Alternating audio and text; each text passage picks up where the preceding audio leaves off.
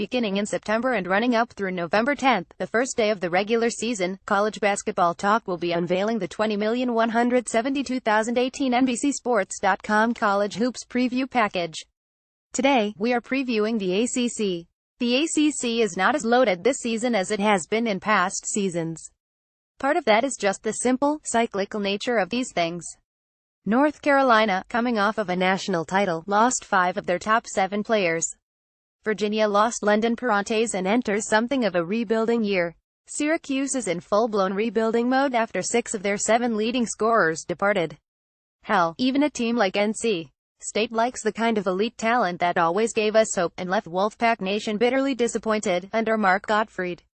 But there won't be a lack of intrigue this season, not with Duke finding themselves right back in the same position they were in last season or with Louisville in a position to make a run at the league title. Throw Miami and Notre Dame in mix, along with reigning champs UNC, and what the ACC may lack in star power and should make up for with drama. AP Photo 5 Things You Need to Know. 1. Louisville should be fine this season, they just need to find their new Donovan Mitchell. In case you were living under a rock for the last week and haven't heard by now, the entirety of the college basketball world is imploding and Rick Pitino, along with his prized freshman Brian Bowen, was the first casualty of a scandal that could rock the sport to its core.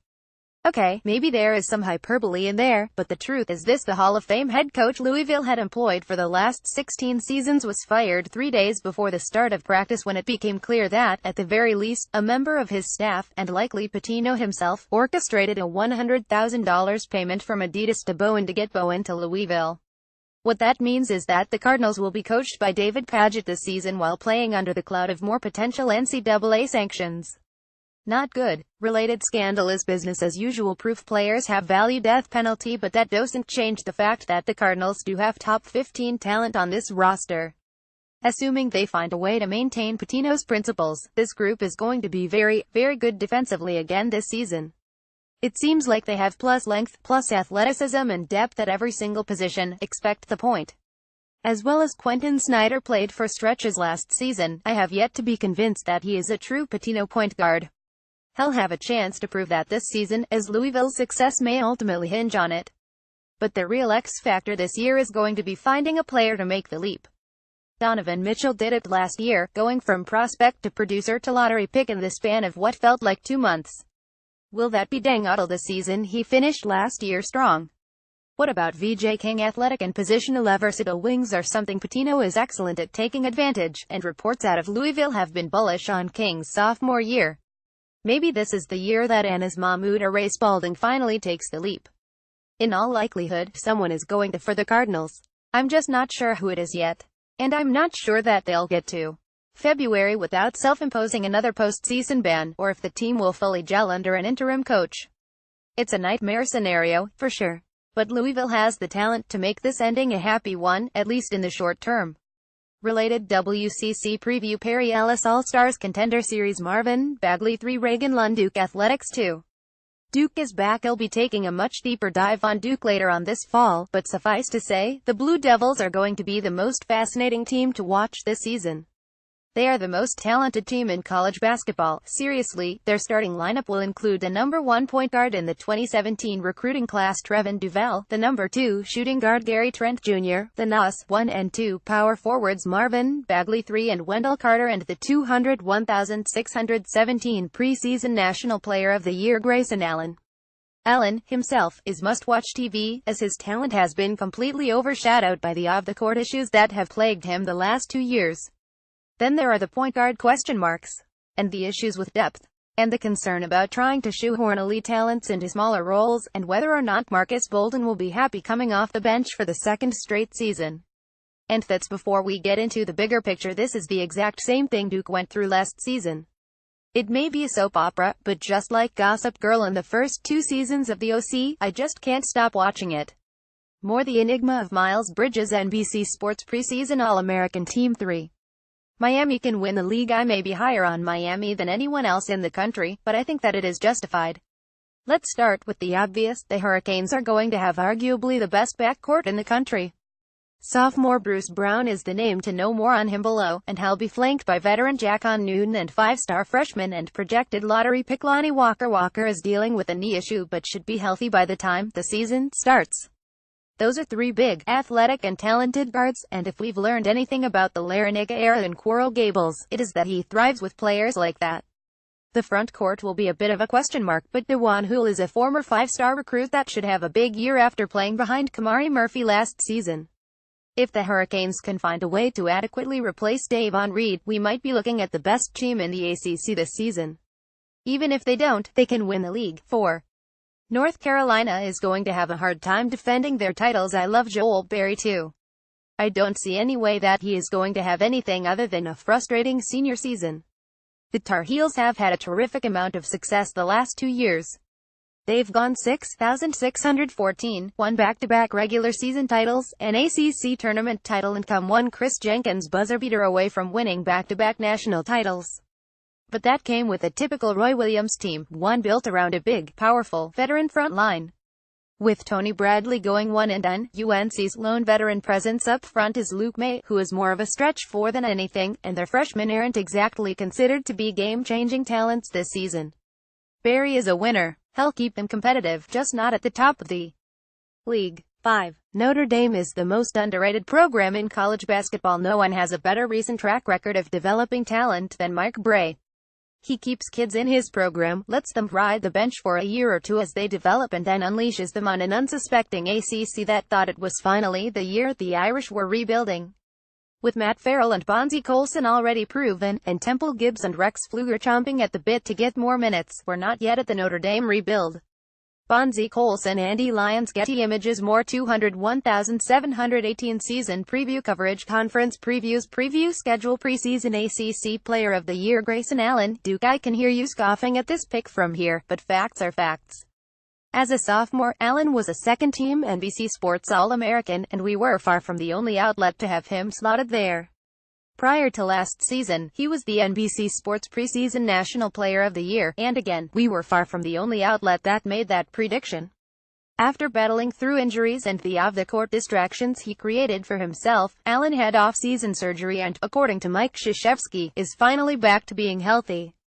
That should mean that, this season, we'll see the Grayson Allen we all expected to see last season. The rest of the ACC first team. Joel Berry 2, North Carolina coming off of a national title. Berry is going to have to shoulder much of the load for the Tar Heels this year. Bruce Brown, Miami. I am the conductor of the Bruce Brown hype train. Get aboard now while there are still seats available. Bonzie Colson, Notre Dame. Colson averaged 18 points and 10 boards for the Irish last season as a junior. Expect that, at minimum, to be repeated this season. Marvin Bagley 3, Duke. I'm not convinced he'll be the best player in college basketball off the bat, but he is a big-time talent that fills a role Duke badly needed filled. 5 more names to know. Matt Farrell, Notre Dame. Tyus Battle, Syracuse. V.J. King, Louisville. Deng Otto, Louisville. Ben Lammers, Georgia Tech. Bruce Brown photo by Albella. Getty Images. Breakout star Bruce Brown, Miami. There are a couple of other names to like in this league, namely Notre Dame's Temple Gibbs and Brown's teammate Dewan Hool, but Brown is the clear-cut favorite for me to be the ACC's breakout star. The 6'3" combo guard showed flashes of his potential down the stretch of last season, but he may be the best two-way guard in the country, and he plays for a coach that has thrived with lead guards that operate well in ball screen actions. He'll have to share the limelight in the backcourt with Jacon Newton and Lonnie Walker, but there should be more than enough shine to go around for a team that has a real shot of winning the league. Coach under pressure. Brad Brownell, Clemson. It's not often that you see a coach at the high-major level go 6 seasons without getting to the NCAA tournament and keep his job, but that is exactly what has happened with Brownell. He reached the big dance in his first season with the program and, since then, has managed just a pair of NIT appearances. The good news for Brownell is that the success of Clemson's football team might mean that no one has noticed, yet. 7 years without an NCAA tournament would likely be the nail in the coffin. On selection Sunday, we'll be seeing the only number 1 seed from the ACC this season is the Miami Hurricanes. I am most excited about watching Duke try to figure it all out. There is an absurd amount of talent on that roster, and while the rest of the country will likely end up with Duke fatigue, the drama that inevitably creates is always going to be interesting. 5 NCONFERENCE games to circle on your calendar. 11-14, Michigan State vs. Duke, Champions Classic Chicago 11:29, Miami at Minnesota, AC Big Ten Challenge 11:30, Notre Dame at Michigan State, AC Big Ten Challenge 123, Seton Hall at Louisville 12:29, Louisville at Kentucky. Photo by Christian Peterson. Getty Images. Power Rankings 1. Duke. The Blue Devils are the most talented team in the conference. Does that mean it will translate to being the best team in the conference it did in 2015? It didn't in 2017. However, it does turn out the presence of Grayson Allen and Marvin Bagley III on this roster will mean that Duke is one of the most talked about teams in the country. So get used to it. 2. Miami. I'm very in on Miami this year. I love their backcourt. I think they have a ton of young talent on the roster, and when you give Jim Larinaga talented guards and athletic big men, good things usually happen. Remember the name Bruce Brown. He'll be an All-American and a first-round pick by the time April rolls around. 3.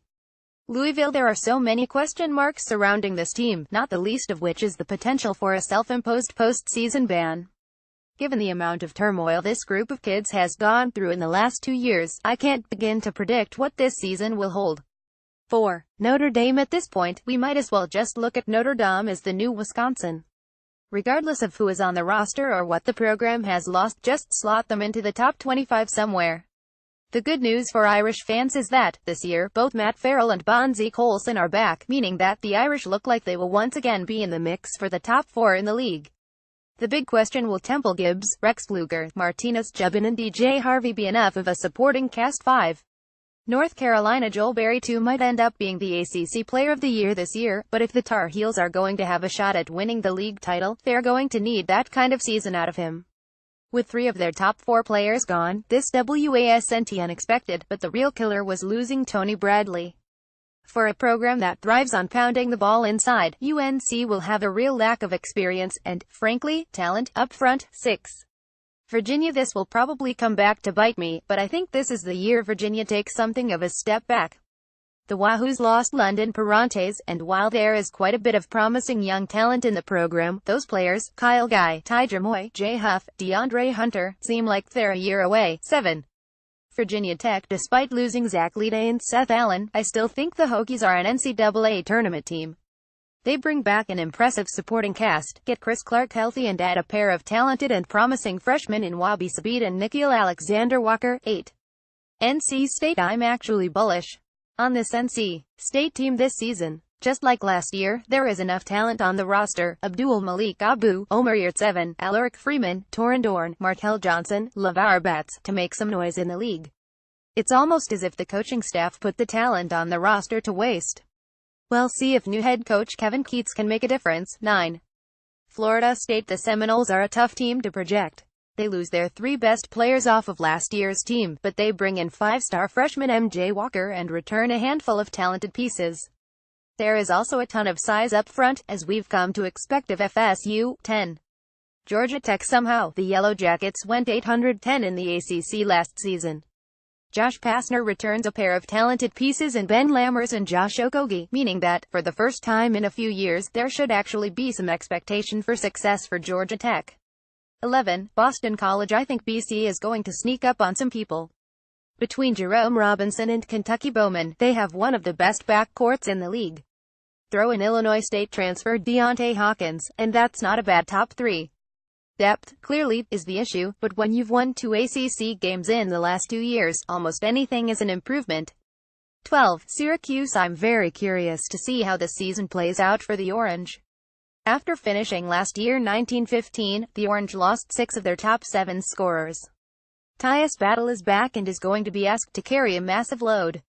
There are pieces here. Geno Thorpe is a 5th-year senior at the point. Pascal Chukwu was once a promising prospect. Matthew Moyer has the tools to be good in a 23 zone, and Jim Boeheim did bring in a promising recruiting class, but this roster looks a lot different than the rosters you expect to see from the Orange.